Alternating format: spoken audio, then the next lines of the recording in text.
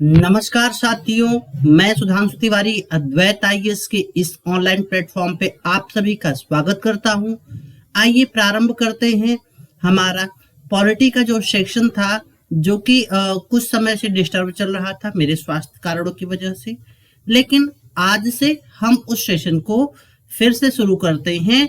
लेकिन यहाँ पे टाइमिंग में थोड़ा सा डिफरेंस है। क्योंकि तमाम जो विद्यार्थियों ने ये कहा, सर जी 4 बजे हम उस टाइम में होते हैं जब हम कुछ न कहीं बिजी होते हैं, तो इसके टाइम को डिले कर दीजिए। तो हमने इस क्लास की टाइमिंग को 7 बजे से रखा है।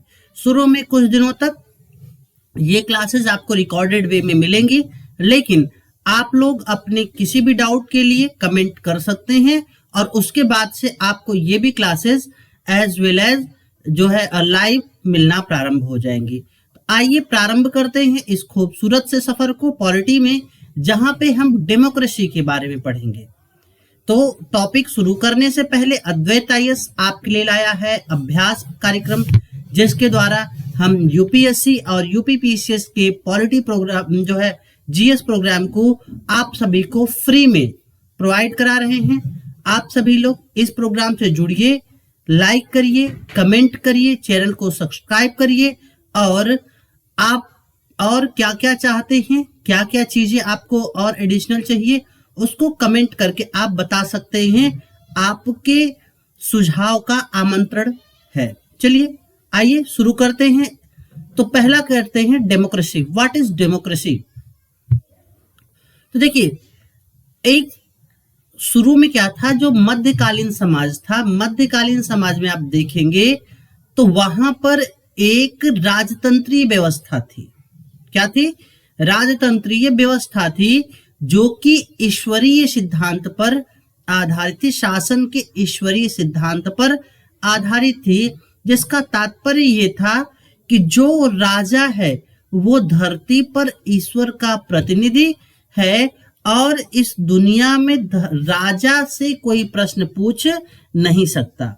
इसका मतलब ये हो गया, राजा एक निरंकुश शासक था, वो जैसे चाहता वैसे शासन करता। और कहा गया कि राज्य किसके द्वारा बनाया गया? तो राजा जो है वो भगवान के द्वारा बनाया गया। उस पे राज्य करने के लिए नियुक्ति किसकी की गई? तो राजा की गई। किसने किया? तो भगवान ने किया। अब क्या ये फिलॉसफी केवल भारत में देखने को मिलती है? तो कहा गया नहीं। आप देखिए, आप चर्च का प्रभुत्व देखिए, तो वहां पर भी गॉड है। और चर्च क्या कर रहा है? वो राज्य के ऊपर अपनी सत्ता को और ज्यादा मजबूत करने की कोशिश कर रहा है, जिसका परिणाम स्वरूप हम देखते हैं कि 100 ईयर ऑफ वॉर, ठीक है, 100 ईयर ऑफ वॉर, जिसको हमने पंथ निरपेक्षता में आपसे एक्सप्लेन किया था। ठीक है। अब यहां पर आप देखिए कि वास्तव में क्या ये व्यवस्थाएं पहले से थी? तो देखिए, अब देखिए, जिल्ल इलाही, जिल्ल यानी परछाई, ए मतलब का, इलाही मतलब ईश्वर, यानी ईश्वर की परछाई कौन था? शासक था। यानी धरती पर ईश्वर की परछाई कौन था? शासक था। तो इसे कहते थे शासन की निरंकुशता को जन्म इन्होंने दिया। ठीक है। क्योंकि जो शासक था, शासक किसके प्रति उत्तरदायी था? तो शासक ईश्वर के प्रति उत्तरदायी था। यानी उससे शासित होने वाले जो लोग थे, जो नागरिक थे, उसके प्रति उत्तरदायी नहीं था शासक। लेकिन चीजें बदलती गई। ठीक है। आते हैं जॉन लॉक, वेस्टर्न विचारक है जॉन लॉक, और जहां से कहते हैं उदारवाद का प्रारंभ होता है। ठीक है। जहां से लिबरलिज्म का प्रारंभ होता है। और उन्होंने कहा, देखिए, जो राज्य है वो ईश्वर ने नहीं बनाया। किसने बनाया? राज्य को जनता ने बनाया। और कैसे बना? जनता से समझौता हुआ और इस समझौते के परिणाम स्वरूप राज्य का जन्म होता है। तो अगर जनता ने समझौता किया और जनता ने राज्य बनाया, तो जो चीजें मैं बनाऊंगा वो चीज मैं अपने लिए बनाऊंगा। ठीक है। न कि किसी दूसरे के लिए बनाऊंगा। जो चीज जनता बनाएगी वो जनता के कल्याण के लिए बनाएगी, न कि जनता के ऊपर शासन करने के लिए किसी को जनता ऑथराइज करेगी। ठीक है, ये समझ रहे हैं किस तरह से चेंज हो रहा है। यानी अब समस्या इस बात की नहीं है, जब हम ये मान लेंगे कि राज्य जो है वो भगवान ने बनाया। राज्य किसने बनाया? भगवान ने बनाया। जब हम ये बात मान लेंगे तब हमें ये बात बतानी पड़ेगी, तो जब भगवान ने नहीं जनता ने बनाया तो राज्य को जनता के प्रति क्या होना चाहिए? उत्तरदायी होना चाहिए। ठीक है, और यहीं से लिबरलिज्म का जन्म होता है, और यहीं से जो डेमोक्रेसी का, जो अब्राहम लिंकन की एक परिभाषा है, जनता का, जनता द्वारा, जनता के लिए शासन क्या है बेटा? तो यही शासन है डेमोक्रेसी, यानी लोकतंत्र, of the people, for the people, by the people. यही शासन क्या है? डेमोक्रेसी है। तो जब जनता का शासन हो गया, क्या हो गया? जनता का शासन हो गया, यानी यहीं से नींव पड़ती है किसकी? डेमोक्रेटिक शासन। तो जो आपके पीटी में प्रश्न पूछा गया था वो ये पूछा गया था कि लोकतंत्र के पीछे का दर्शन कौन सा है? तो जो लोकतंत्र के पीछे का दर्शन है वो उदारवादी दर्शन है। ठीक है, वो लिबरल फिलॉसफी है। ठीक है, और इसकी नींव कौन डालता है? तो जॉन लॉक डालते हैं। ठीक, यहां तक कोई समस्या नहीं। ठीक है, तो चलिए आगे चलते हैं। तो यहां पर हमने एक चीज देखी कि ये किसका शासन है? जनता का शासन है। ठीक है, अब जनता द्वारा जनता के लिए इस शासन पे हम चर्चा करना प्रारंभ करते हैं। ठीक है, तो इस चर्चा से पहले हम एक इंट्रोडक्शन लेते हैं। What is democracy? तो डेमोक्रेसी शब्द की उत्पत्ति डेमोस और क्रेटोस से हुई। डेमोस का मतलब लोग और क्रेटोस का मतलब नियम। ठीक है, ग्रीक शब्द है डेमोस और क्रेटोस। इसका मतलब जो शाब्दिक अर्थ, जो डेमोक्रेसी का शाब्दिक अर्थ होगा, जो डेमोस क्रेटोस का जो मतलब होगा वो होगा लोगों का शासन। ठीक है, यानी लोकतांत्रिक सरकार की एक प्रणाली है। लोकतंत्र क्या है? सरकार की एक प्रणाली है जहां सत्ता नागरिकों द्वारा कंट्रोल किया जाता है। ठीक है, नागरिकों द्वारा कंट्रोल किया जाता है। चीजें एक एक करके ध्यान से करते हुए चलेंगे, और हम लोग केवल चीजों पे ध्यान नहीं देंगे बल्कि हम तमाम चीजें जो नई नई हैं, जो कि चीजें हमें और बेहतर तरीके से पढ़नी चाहिए, जो कि डिस्कशन में है, उन चीजों को भी हम ध्यान में रखते हुए चलेंगे। ठीक है, तो चलिए आगे बढ़ते हैं। तो वास्तव में अगर लोकतंत्र की बात करें तो लोकतंत्र में क्या क्या जरूरी है? तो पहला एक काम करते हैं, पहले हम एक उसकी बात करते हैं। पहले हम लोग लोकतंत्र की बात करते हैं। तो देखिए, लोकतंत्र का सिद्धांत क्या है, यानी कौन सा सिद्धांत है जो कि शासन व्यवस्था में अगर लागू होगा तो हम कहेंगे कि वास्तव में यहां पे लोकतंत्र है। ठीक है, तो देखिए ये चार सिद्धांत मुख्य रूप से कौन कौन से? न्याय, स्वतंत्रता, बंधुता और संवाद। ठीक है, जस्टिस।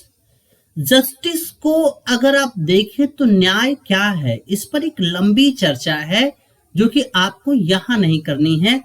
अगर आप ऑप्शनल में PSIR यानी political science and international relation पढ़ते हैं तो वहां पर आपको ये शब्द न्याय को एक्सप्लेन किया जाएगा। लेकिन यहाँ पे न्याय का मतलब हम समझने की कोशिश करते हैं।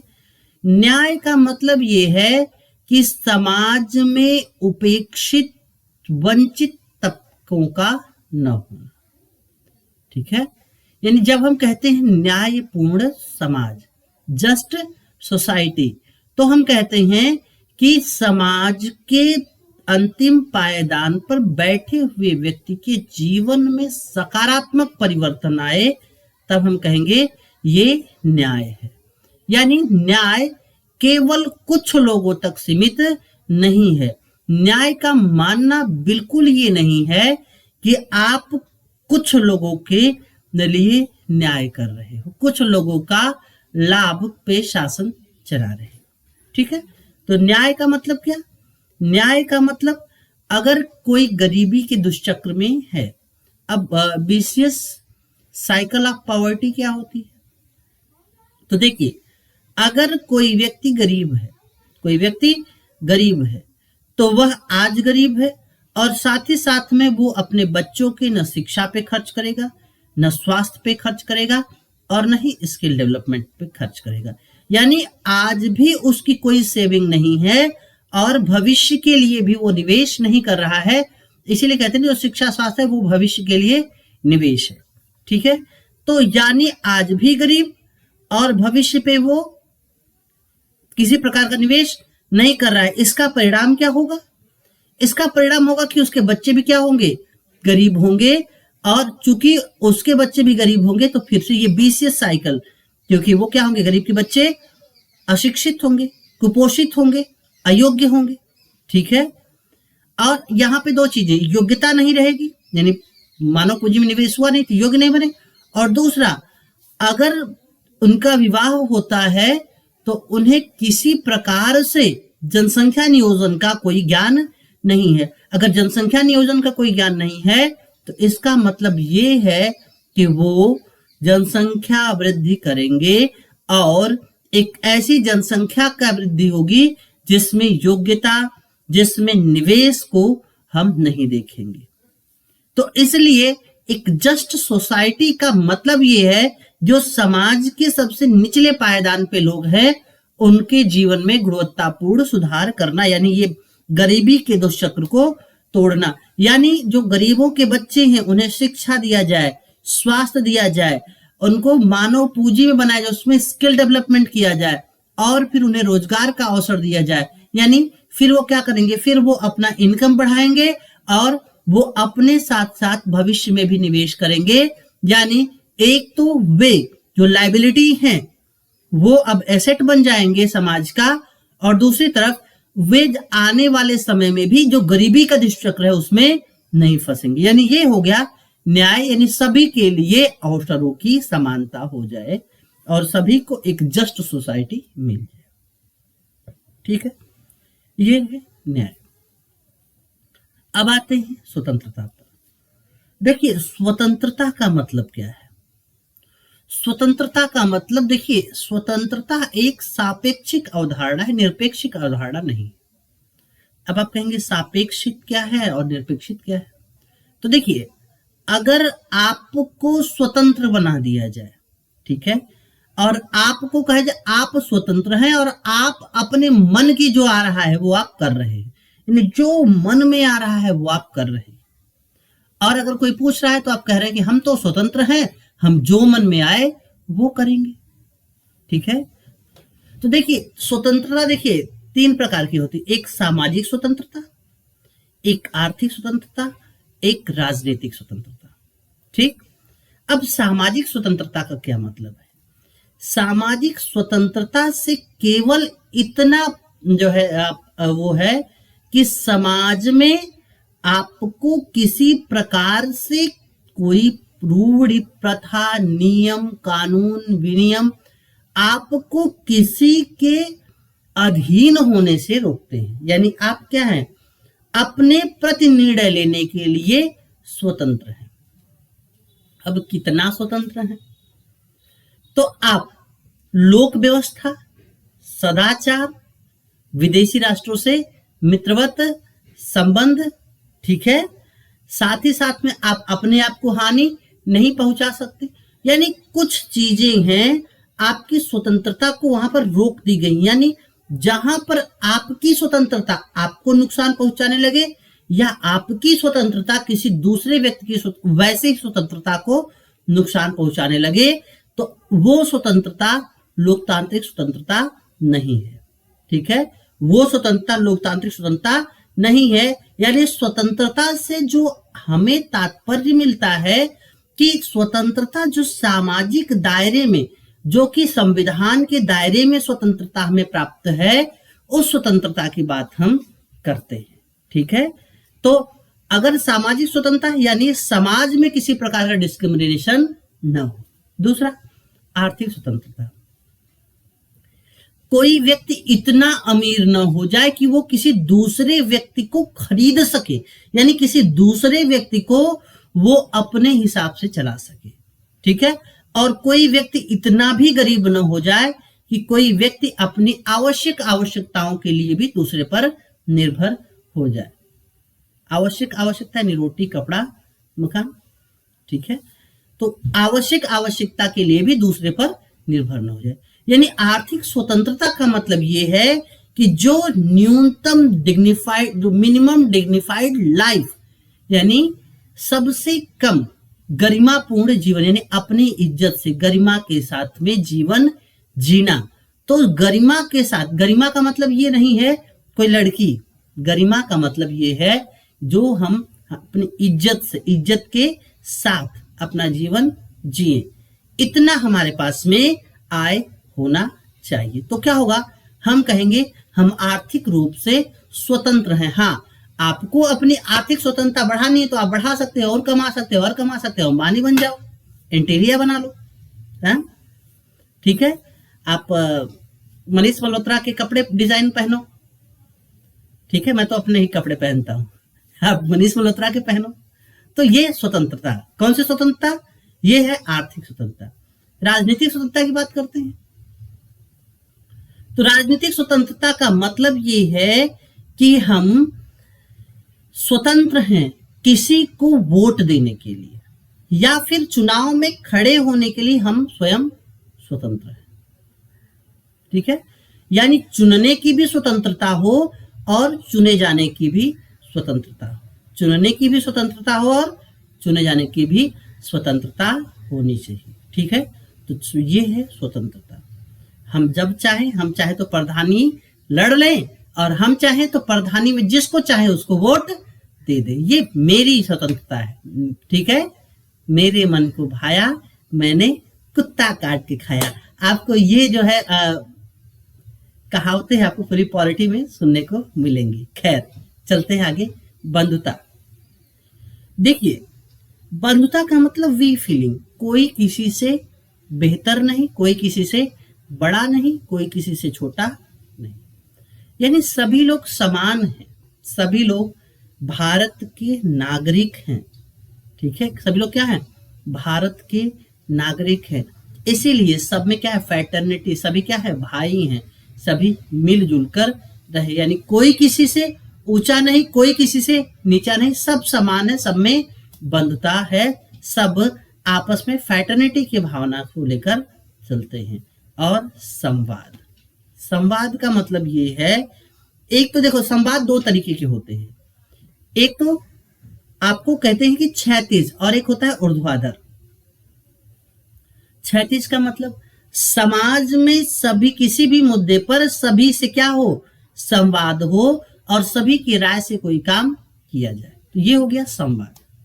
ठीक है, ये क्षैतिज है।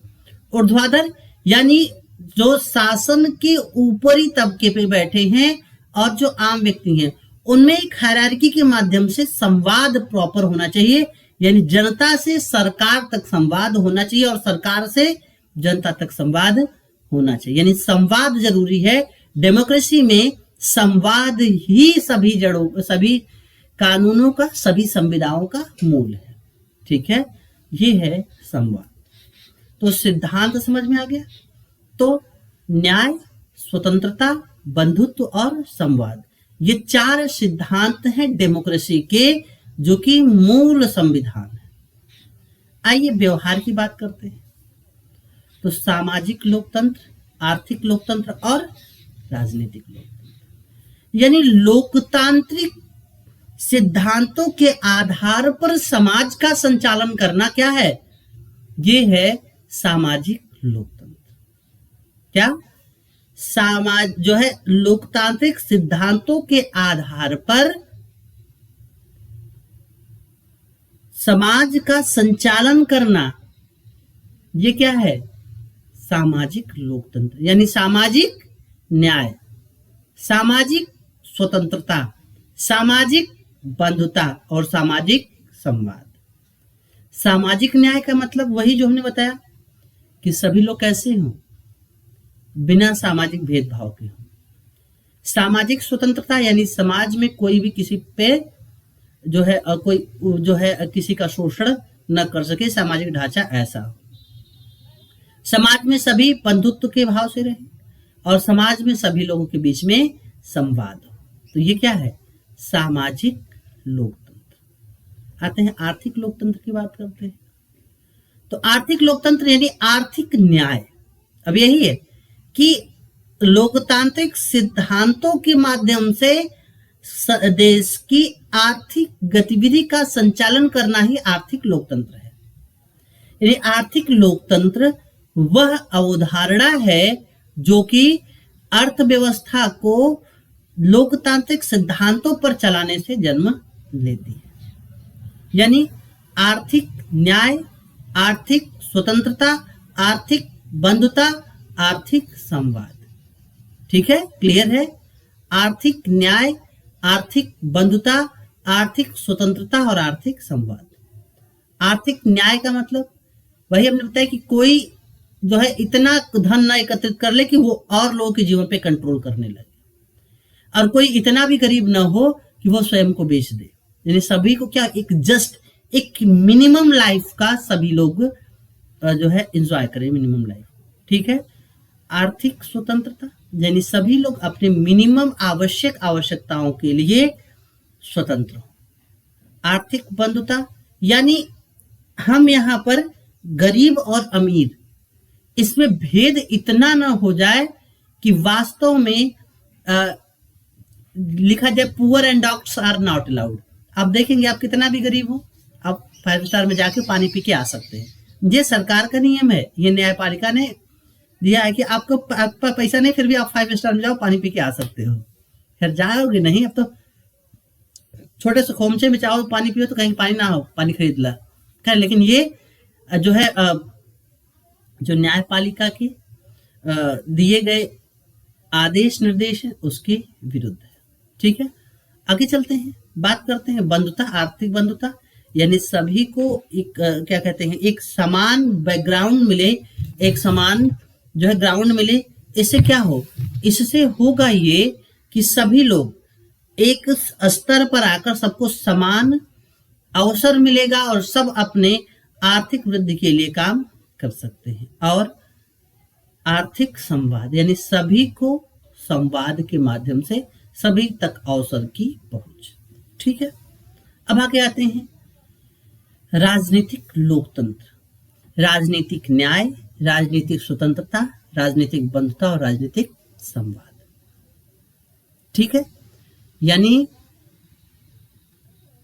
लोकतांत्रिक सिद्धांत के अनुसार राजनीतिक व्यवस्था का संचालन ही क्या है, राजनीतिक लोकतंत्र। ठीक है, अगर राजनीतिक न्याय की बात करें तो सिंपल सी बात यह है कि राजनीतिक न्याय से तात्पर्य यही होगा कि सभी को चुनने की और चुने जाने की, सभी जो क्या कहते हैं, सभी में जो जस्ट सोसाइटी हो, सभी के वोट क्या हो, समान हो।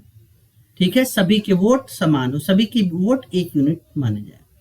गरीबी, अमीरी, पढ़ा, अनपढ़ जो भी है, यानी सबको एक व्यक्ति एक वोट का सिद्धांत मिले। सभी को क्या मिले, एक व्यक्ति एक वोट, ये सिद्धांत हो। साथ ही में क्या हो, सार्वभौमिक वयस्क मताधिकार, यानी सरकार जब व्यक्ति को वयस्क मानती है, यानी अब कहा कि अब ये अपने के लिए निर्णय लेने के लिए पर्याप्त है। जैसे पहले 21 वर्ष भारत में था, बाद में इसे 16 वर्ष जो है 18 वर्ष कर दिया गया। तो अगर कोई व्यक्ति वयस्क हो गया तो वयस्क व्यक्ति को अपने बारे में सभी को एक समान वोट देने का अधिकार हो। यानी जैसे ही आप 18 वर्ष के हो गए, आपको और कोई भी योग्यता नहीं हासिल करनी है, आप क्या हो गए, वोट देने के लायक हो गए। ठीक है, तो ये क्या है, राजनीतिक न्याय। आते हैं राजनीतिक स्वतंत्रता की बात करते हैं। तो राजनीतिक स्वतंत्रता का मतलब ये है कि मैं वोट जो चुनाव में खड़ा हूं और मैं जिसे या फिर मैं जिसे चाहूं उसे अपना वोट दे सकता हूं। ठीक है, चुनने और चुने जाने की स्वतंत्रता। बंधुता, राजनीतिक रूप से सभी बराबर हैं, चाहे वो नेता हो, राष्ट्रपति हो, चाहे समाज के गरीब हो, गुरहु कतवारू खदेरन, सब लोग क्या हैं, बराबर। ऐसा नहीं है कि रामदीन गरीब है और वो जो है राजनीतिक रूप से नीचे सीढ़ी पे है, और वहीं पर जो मलखान सिंह हैं उनके पास पैसा है तो वो राजनीतिक रूप से प्रिविलेज्ड है। नहीं, यहाँ पे सभी क्या हैं, बराबर है। और संवाद, वास्तव में राजनीति ही राजनीतिक संवाद ही है जो कि जो शासन को जन्म देती है। अगर यही संवाद रुक जाए तो क्या होगा, तो श्रीलंका में जो हुआ वो होगा, नेपाल में जो हुआ सो होगा। ठीक है, तो संवाद नहीं रुकना चाहिए।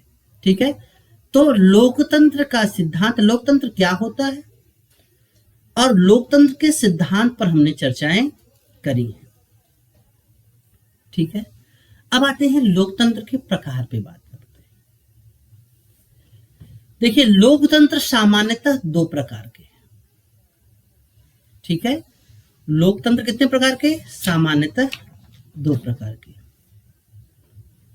एक तो प्रत्यक्ष लोकतंत्र और दूसरा अप्रत्यक्ष लोकतंत्र।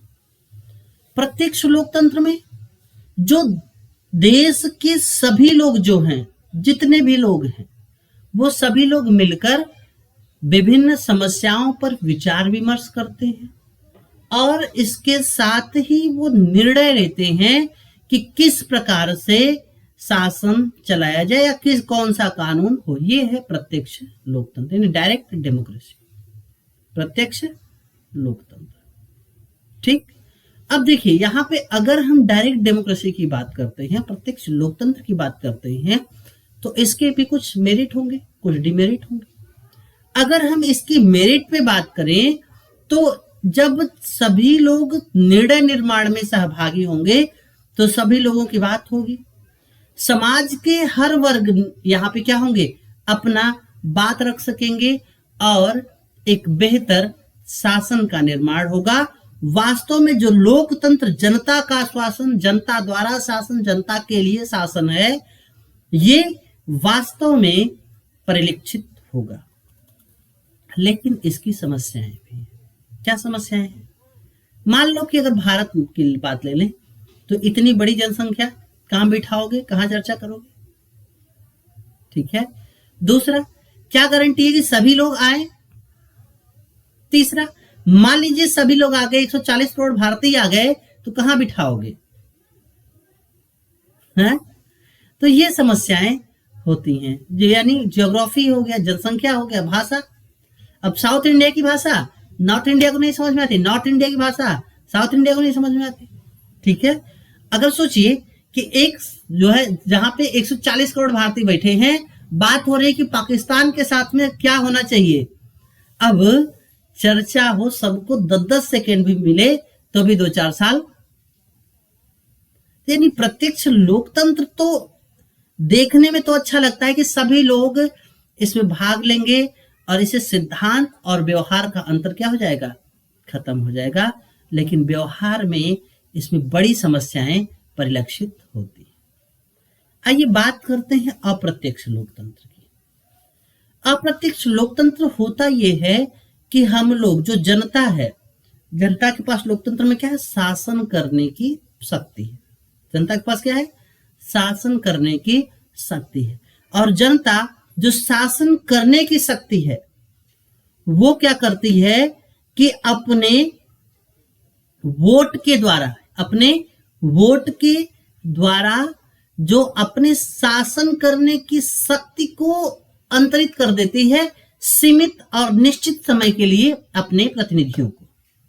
सीमित और निश्चित समय के लिए, भारत में 5 वर्ष के लिए क्या करती है, वोट के द्वारा सीमित और निश्चित समय के लिए अंतरित कर देती है, और उस सीमित और निश्चित समय के लिए जिसको अंतरित करती है वो इस अधिकार का प्रयोग करके शासन करते हैं।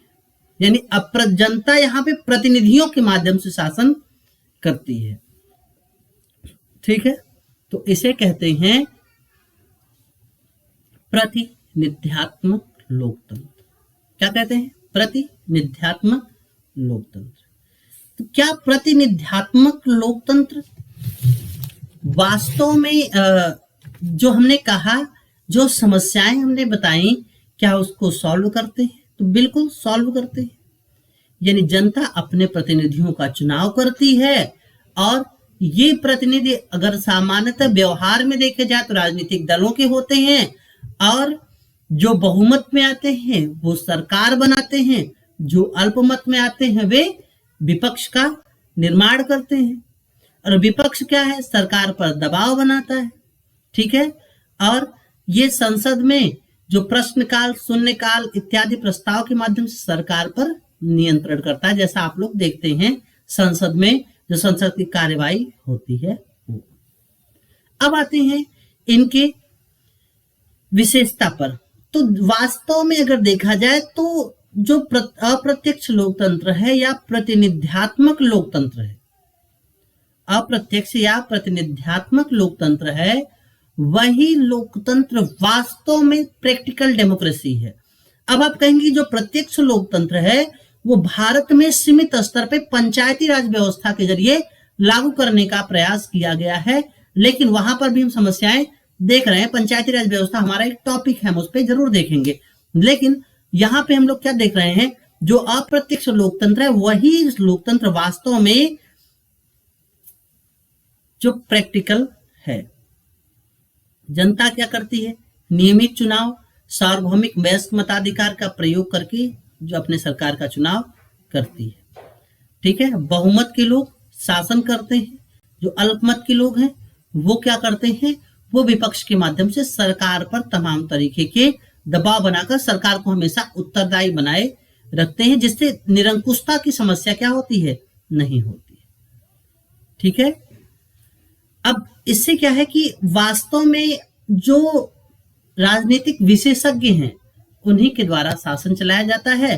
अब यहाँ पे डायरेक्ट में हो सकता है कि कोई ऐसा हो जिसको शासन के बारे में जानकारी ना हो और वो शासन चलाने जाए, तो कहीं ना कहीं से समस्याएं तो उत्पन्न हो जाएंगी।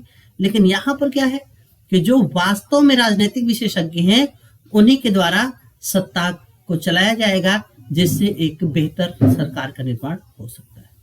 ठीक है, अब आते हैं, बात करते हैं समस्या पर। तो समस्या को अगर पहली समस्या देखें तो ये जो प्रतिनिध्यात्मक लोकतंत्र है वो कहीं ना कहीं वोट पर आधारित है, और वोट पर आधारित है तो हो सकता है कि इसके कारण जो है जो पार्टियां हैं वो वोट बैंक की राजनीति करने लगे, यानी वो देश हित से ज्यादा ऊपर वोट बैंक की राजनीति करने लगती हैं। तो अक्सर देखते हैं, या कभी कभी कह ले, अक्सर नहीं कहते, अच्छा नहीं लगता, तो कभी कभी इससे राष्ट्रीय हित भी प्रभावित होते दिखते हैं। ठीक, एक चीज ये। दूसरी चीज ये है कि आपने ये देखा कि जिसको बहुमत मिलता है वो क्या करता है? सत्ता का उपभोग करता है। इसका मतलब ये है कि जो अल्पसंख्यक हैं उनके शोषण की संभावना बनी रहती है। ठीक है, यानी ये समानता के सिद्धांत को प्रभावित करता है। ठीक, अब चलते हैं कि इसमें बड़ा अंतर्विरोध पाया जाता है। जैसे आप देखेंगे कार्यपालिका दो तरह की होती है। एक तो वो होती है जो इसको हम 5 साल तक चुनते हैं, जैसे मोदी जी वगैरह हैं, और एक वो होती है जो कि प्रतियोगी परीक्षा, आप जैसे यूपीएससी की परीक्षा पास करके जाते हैं, और इन्हें कहते हैं परमानेंट बॉडी है। ठीक है, यानी एक बार अगर बैठ गए तो अगर कोई विशेष तौर पे गलत काम नहीं किया तो 65 साल तक इनकी कुर्सी पर इनसे कोई हटा नहीं सकता। इनकी कुर्सी लगातार अपग्रेड होती रहेगी। ठीक है, तो अब सोचिए कि जो नौकरशाही जिनकी कुर्सी अपग्रेड हो रही है, ठीक है, वो क्या है? नेता चला गया चुनाव में, वास्तव में शासन कौन कर रहा है? नौकरशाह कर रहा है, वो किसी के प्रति उत्तरदायी नहीं।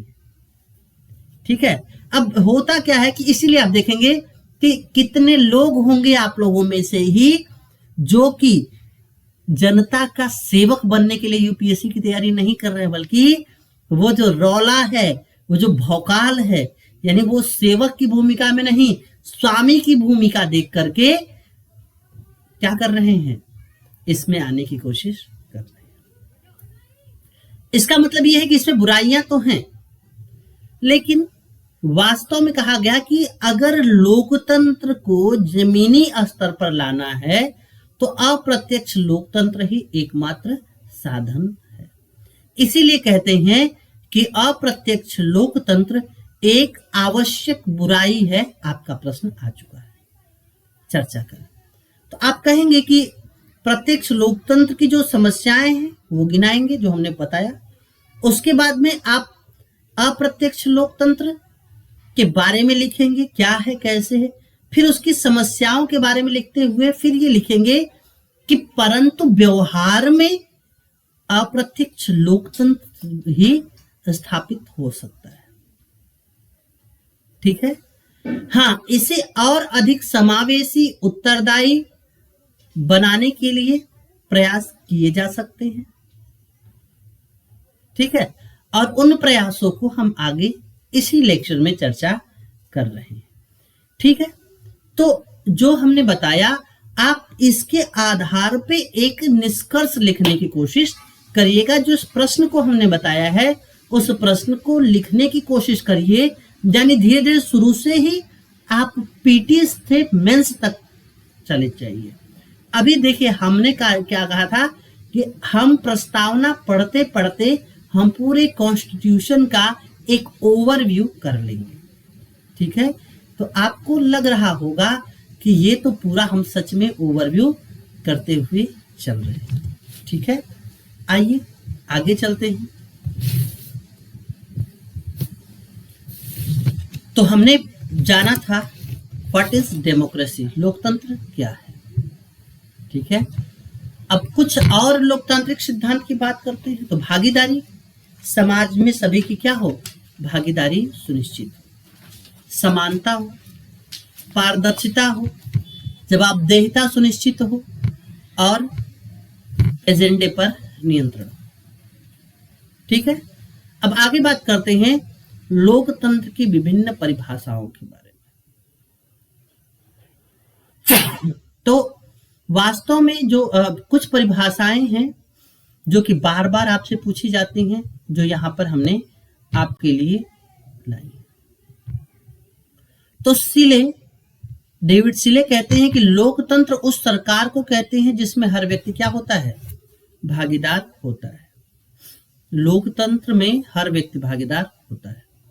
डायसी ने कहा कि शासन का वह रूप जिसमें शासक संपूर्ण राज्य के अपेक्षा कृत अधिकांश लोग होते, यानी कुछ लोग का ही शासन होता है।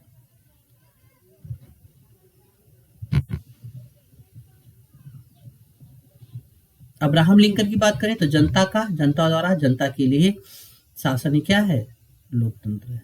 ब्राइस की बात करें तो लोकतंत्र का वास्तविक मतलब संपूर्ण लोगों के साधन से कुछ कम या उनके वोटों के माध्यम से अपनी संप्रभुता व्यक्त करना है।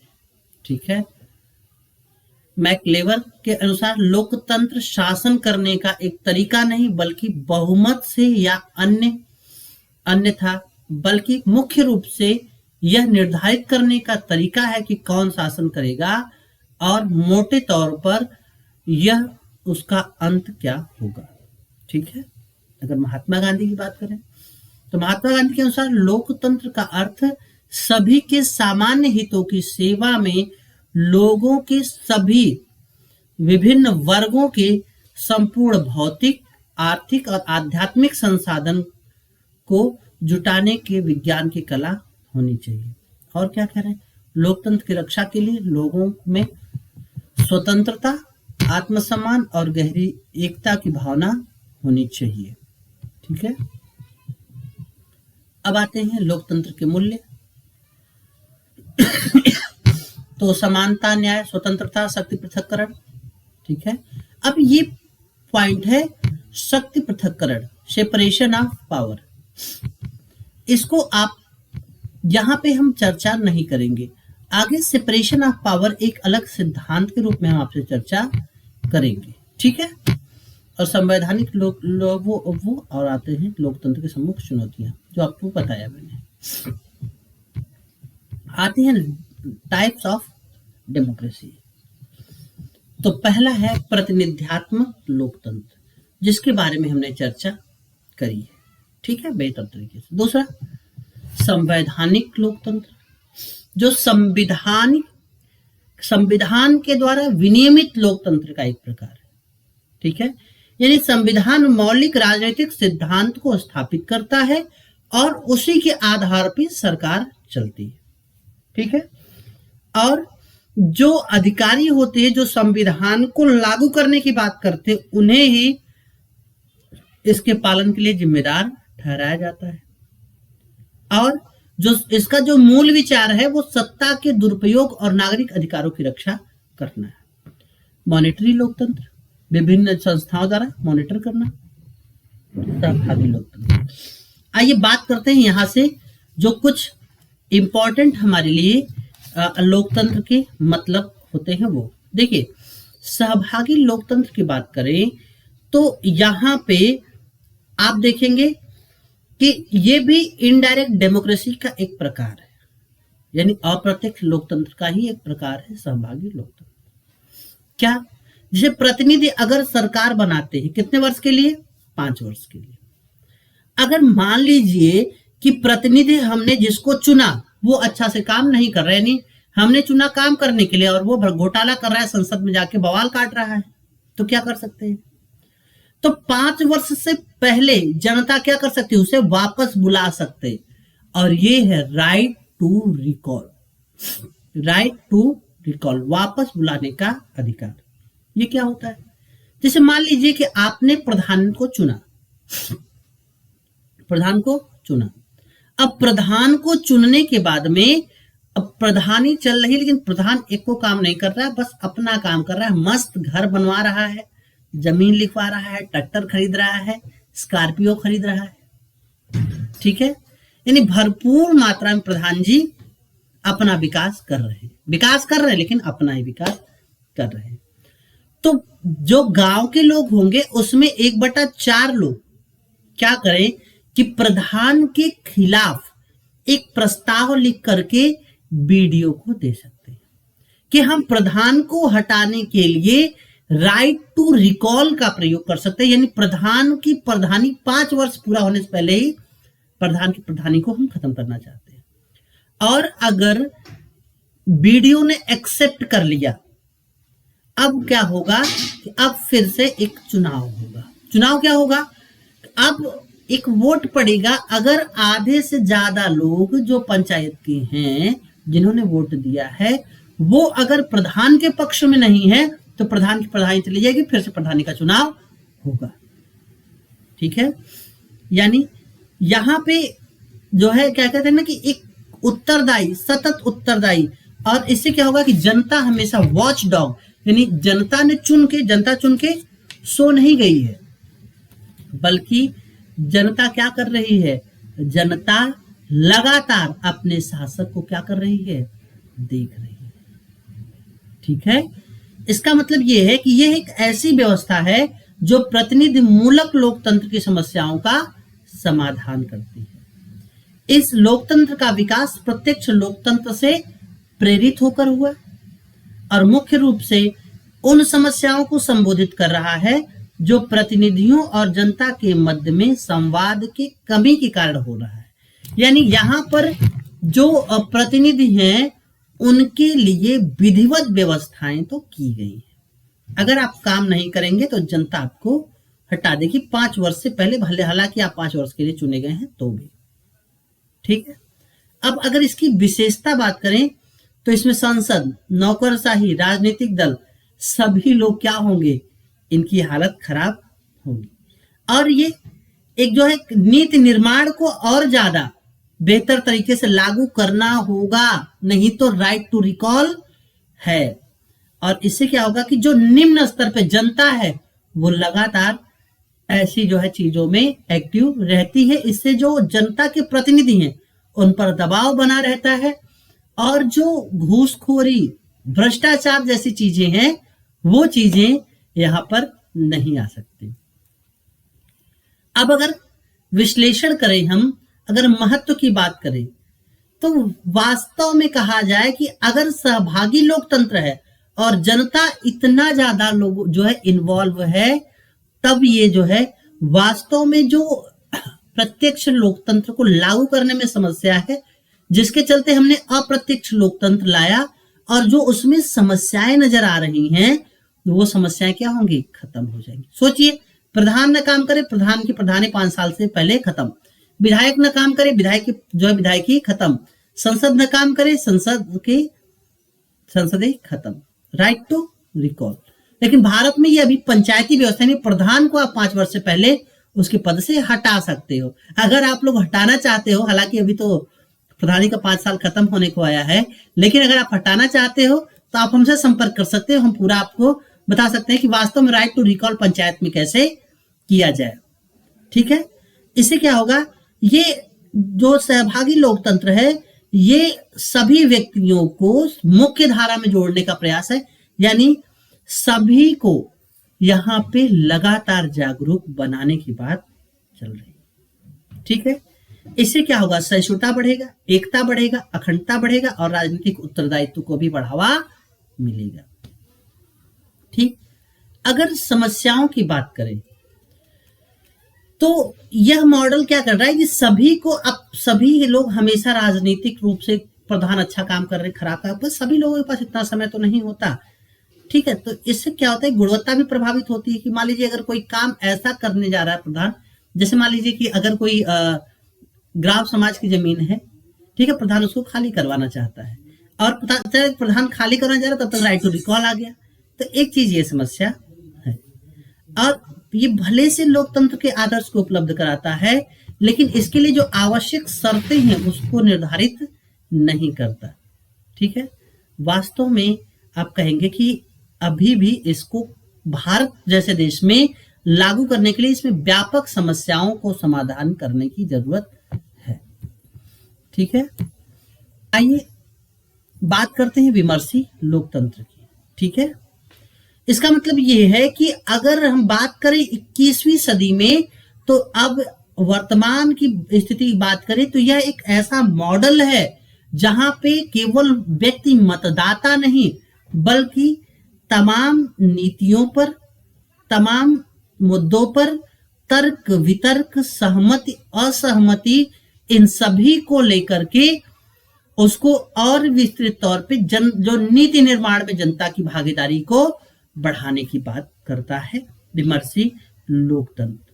ठीक है, इसके लिए आज देखेंगे कि तमाम जो सरकार नीतियां बनाती है वो व्हाइट पेपर इशू करती है कि सभी लोग अपने क्या करो, अपने राय दो।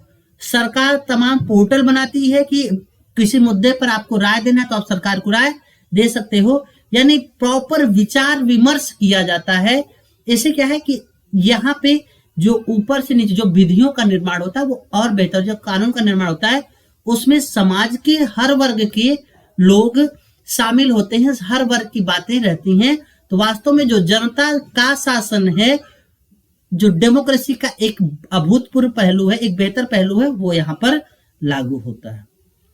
इससे क्या होगा कि एक ऐसा वातावरण उत्पन्न होगा जिसमें व्यक्ति क्या है, मुक्त होकर विचार विमर्श कर सकता है और अपने हितों को आगे रख सकता है।